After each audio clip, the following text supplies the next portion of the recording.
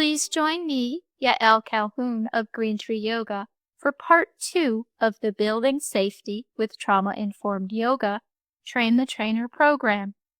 The program is based on the book Building Safety with Trauma-Informed Yoga. Today, we will cover how to share trauma-informed yoga following the Green Tree Yoga approach of building safety, supporting empowerment, and maintaining simplicity. You may see that the principles of being trauma-informed can be applied to sharing a 5-minute yoga break, to teaching longer yoga practices, or to making your professional program and workspace more trauma-informed as well. To review, our guide should always be Dr. Bessel van der Kolk's note. The single most important issue for traumatized people is to find a sense of safety in their own bodies. And again, someone may not be fully using the verbal parts of their brain. So telling someone you're safe is not a play. Instead, providing experiences to create feelings of safety is. The Green Tree Yoga approach introduces 3 guiding ideas. The first is show, don't tell. Telling someone to wrap their muscles around their bones can cause confusion. Instead, use your words to create that experience. When you notice your leg muscles working, wiggle your fingers. The second guide is trust the yoga. Quite simply, trust that a body-based yoga practice can help someone experience the benefits without the distraction of a string of verbal explanations and directives. The third Green Tree Yoga guide is stay in your lane. The suggestion is to teach yoga, whether it's a 3-minute break in a clinical setting or a longer yoga practice. Note to clinicians, refrain from therapy during the yoga break. Note to yoga teachers, refrain from therapy during a yoga class. Stay in your lane offers the benefits of a pure yoga experience for everyone, and that includes you. Let's consider 6 areas that can be used to make any interaction with or program for clients or patients more trauma-informed. Language, the breath, teacher qualities, adjustments, the environment, and exercises. Language is a key tool for communication. Verbal, sign, and body language are a few examples. In part 1, we discussed the importance of how you sound and your facial expressions, which is why practicing your sound is key to trauma-informed teaching. Now let's consider all that language can add to your teaching. Consider these cues. This will make you feel better. Just relax. You're safe. You'll like this. Well, the language is directive and tells someone how to feel. A clinician working with sex trade survivors told me they were told, just take deep breaths. You can probably think of more examples of commonly used, yet potentially triggering phrases. David Emerson offers 2 phrases I have found invaluable in empowering through choice. If you like, and when you are ready. What do you notice about these cues? Today, you may want your hand on the chair to focus on stretch. With your hand off the chair, you can focus on building core muscles. Different days, different stretches. These words empower through choice. Let's consider more word choices. Using simple, literal, and body-based language gives it a rest. It is the verbal part of the brain. Simple language prevents the distraction of trying to figure out how to let your back soften, or how to breathe into your muscles, or how to breathe soft purple light into your mind. Not wrong, but not trauma-informed. Simple, literal, and body-based is, if you like, press your foot against your standing leg. A trauma webinar host said, "Stay grounded in the present. This next section could be upsetting if you are a veteran." Those words are both vague and directive. Let's try a different approach. If you like, practice with me now. When you are ready, gently press one shoulder back, then press your other shoulder back. Longer breaths out can lower blood pressure. The suggestion is to practice 3 open and close breaths. As you breathe in, fingers close. As you breathe out, fingers open. As you breathe in, fingers close. As you breathe out, fingers open. As you breathe in, fingers close. As you breathe out, fingers open. If you like, gently stretch the fingers on one hand or shake that hand. Then gently stretch the fingers on your other hand or shake that hand. Let your hands be as still as you would like them to be. Simple, literal, and body-based. Including the words notice and feel in your cues also keeps your teaching simple, literal, and body-based.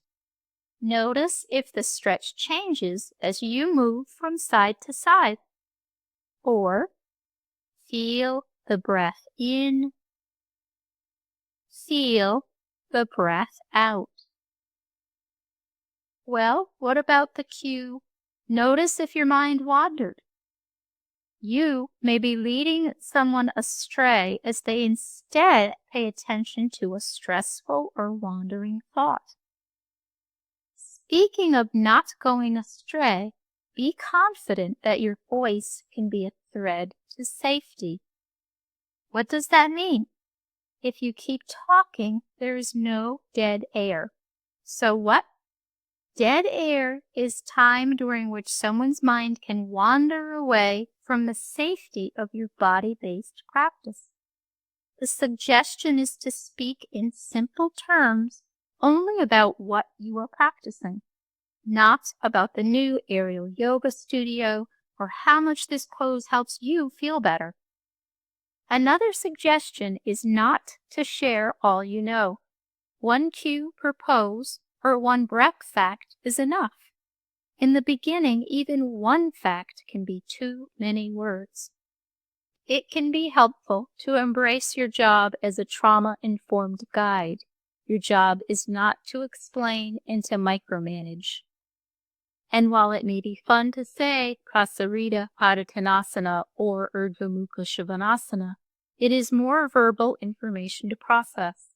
And to some, it may have a cult-like sound.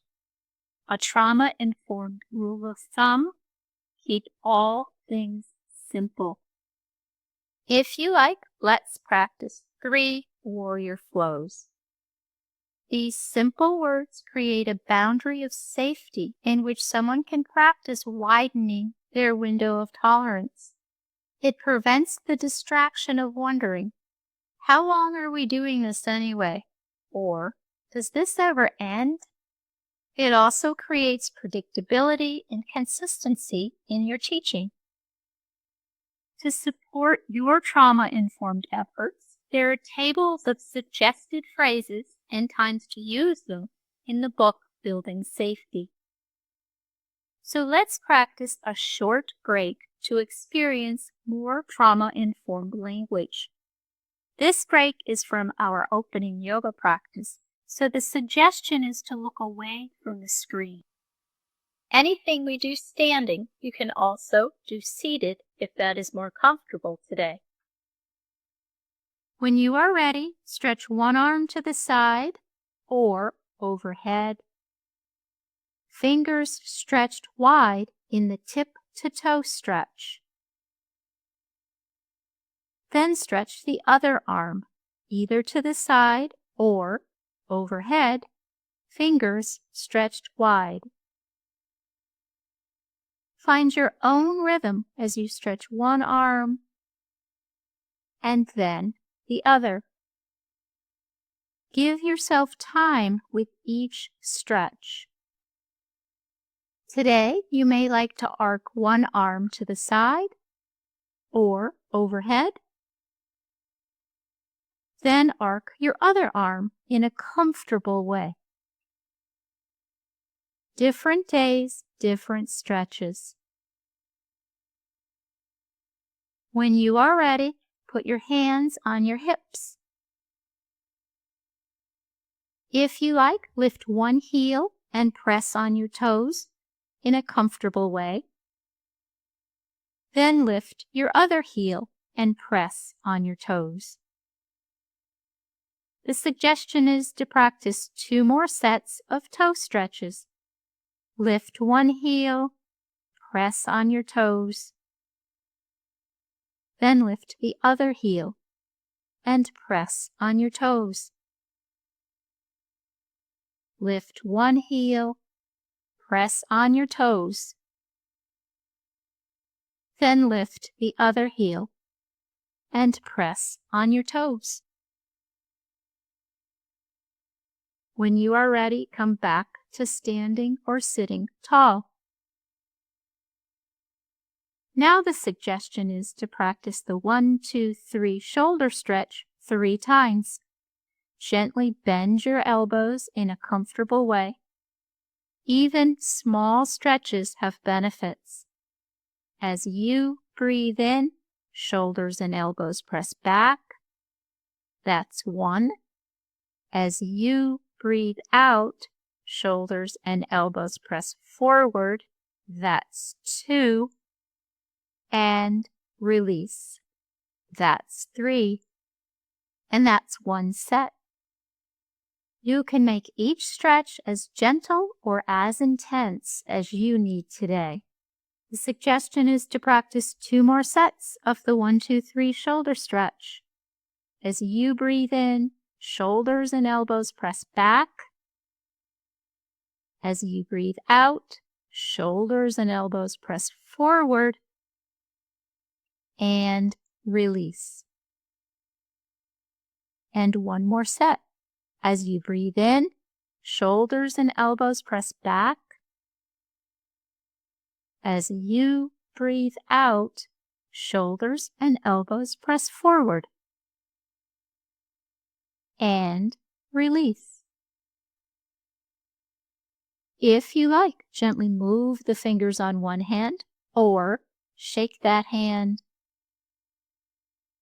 Then gently move the fingers on the other hand or shake that hand.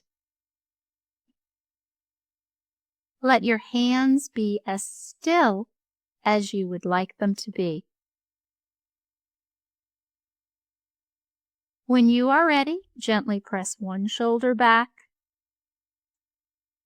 then press the other shoulder back. If you like, choose your breathing pattern as we practice 5 finger stretch breaths. Longer breaths in can be energizing. Longer breaths out can lower blood pressure. As you breathe in, fingers stretch. As you breathe out, release the stretch. As you breathe in, fingers stretch. As you breathe out, release the stretch. Always breathe and move in a comfortable way. On your next breath in, fingers stretch. As you breathe out, release the stretch. As you breathe in, fingers stretch. As you breathe out, release the stretch. As you breathe in, fingers stretch. As you breathe out, release the stretch. If you like, gently close the fingers on one hand or shake that hand. Then gently close the fingers on the other hand or shake that hand. Let your hands be as still as you would like them to be. If you like, put one or both hands over your heart. Put one or both hands over your heart. Give yourself a few moments to make a 2-minute plan to use later when you want to change how you are feeling. Perhaps practice 5-finger stretch breaths. Then choose a stretch, perhaps the tip to toe or the 1-2-3 shoulder stretch. You now have a 2-minute plan to do at home or at work when you want to change how you are feeling.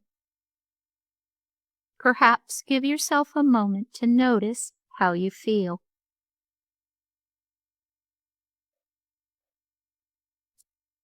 To teach breath work, if you happen to remember, or to teach breath work without giving thought to how you are teaching it, creates many missed opportunities. Simple science that might inspire you to pay more attention to breath work is in the brain bonus.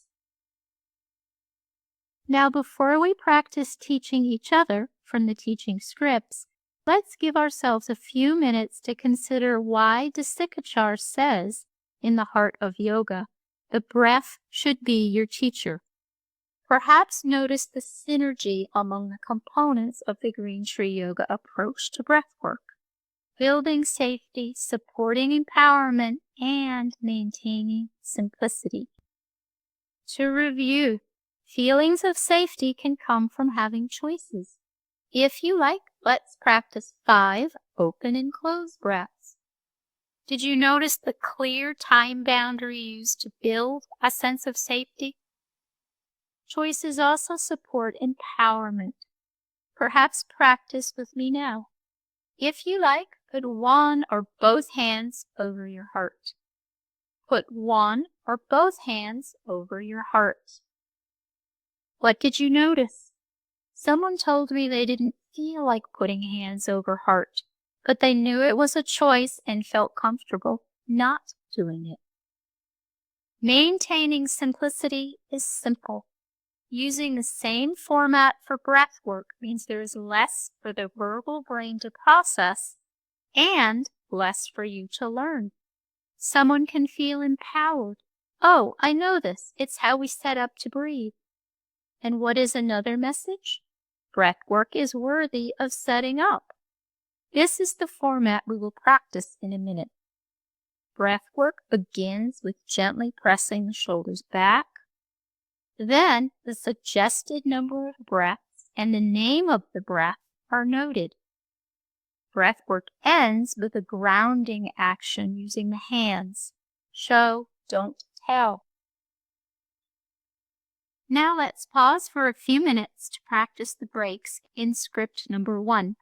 The suggestion is to read the script as written without adding words, without adding reasons, without rushing, and without adding words, she said again. People mention not adding extra words is the most challenging part of the script exercise. But remember, fewer words means less for the brain to process.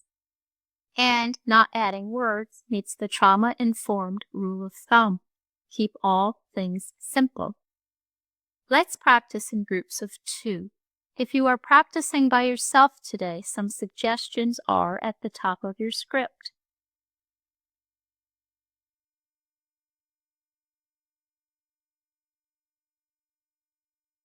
Now let's go around the room and give everyone an opportunity to share one thing they noticed about practicing this script. I noticed that.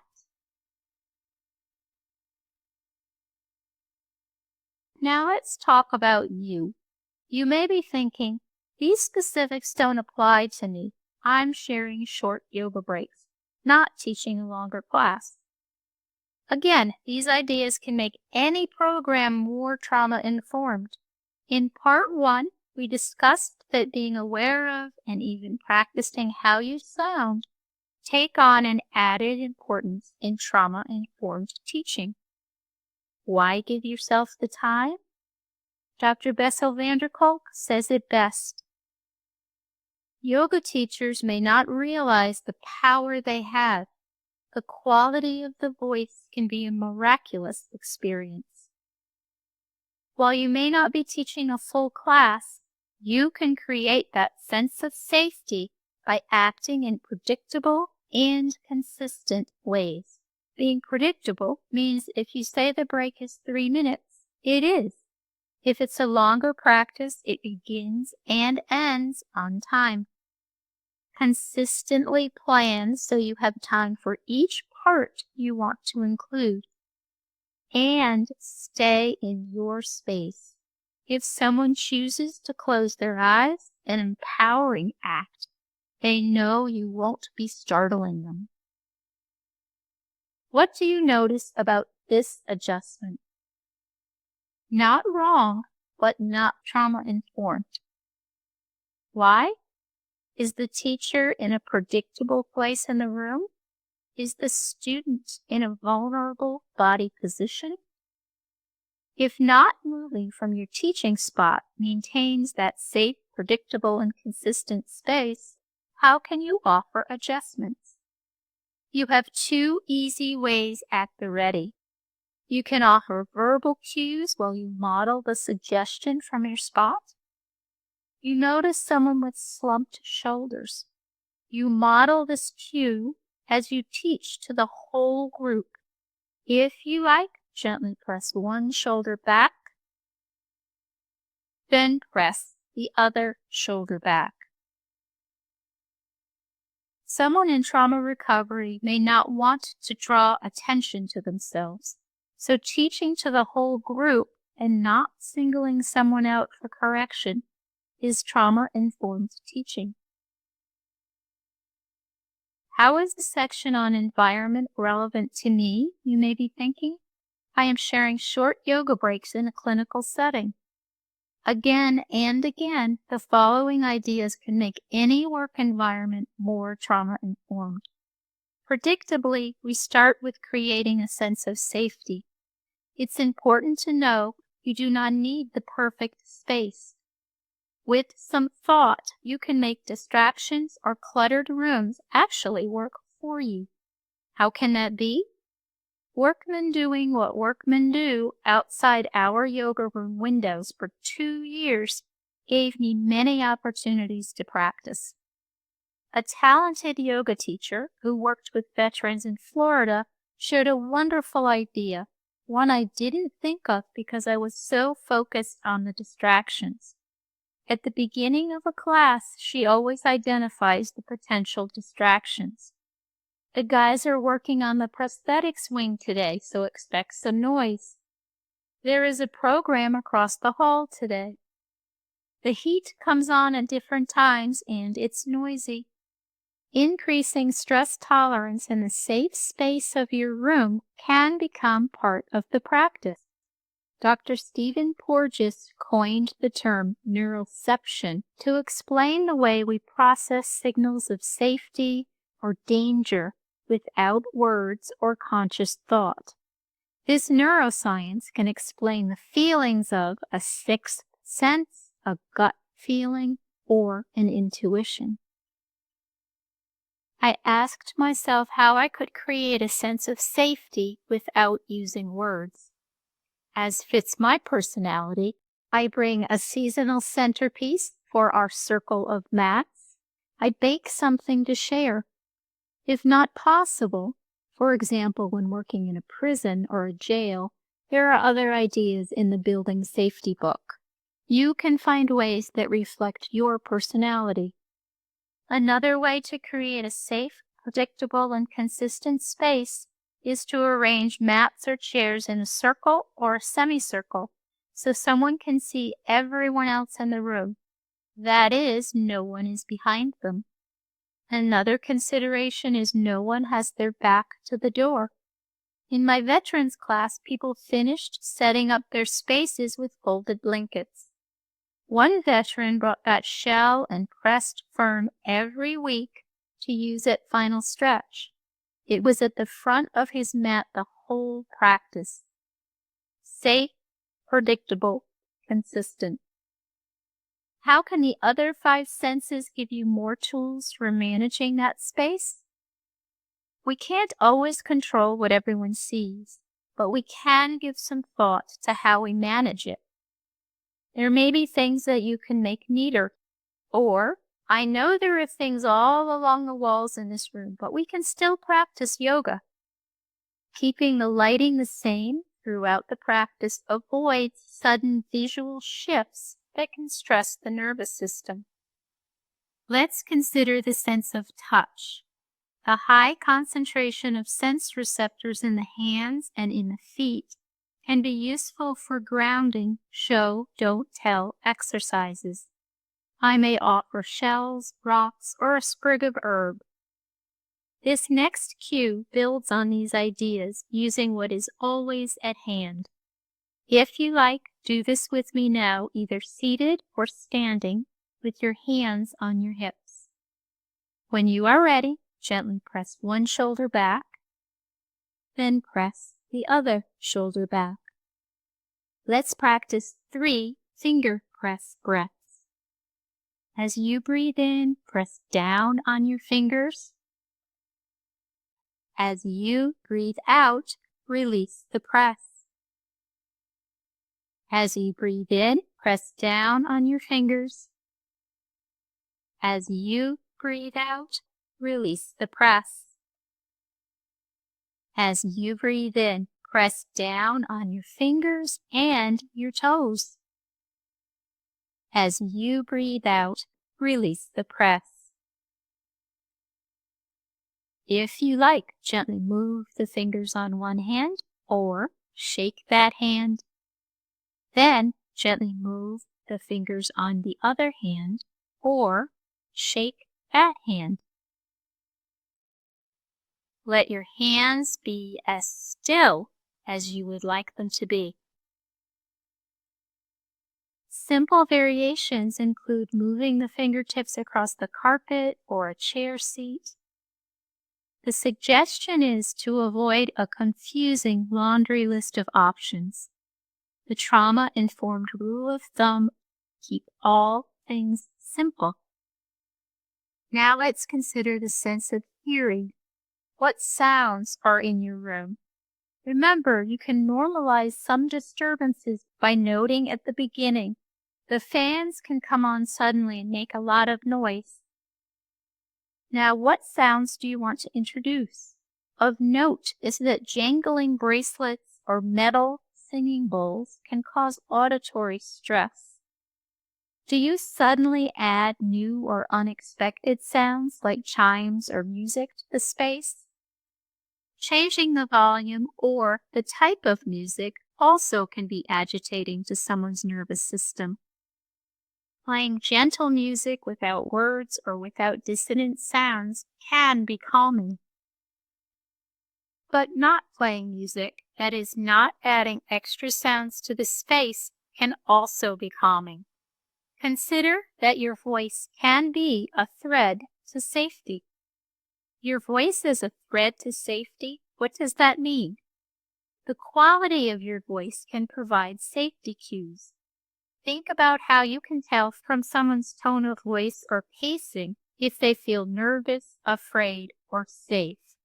Not from the words, but from their tone of voice. Fewer distractions in the room could allow someone to notice their breath and their bodily sensations. The suggestion is to think about how you can use the sense of hearing as a trauma-informed tool for your group.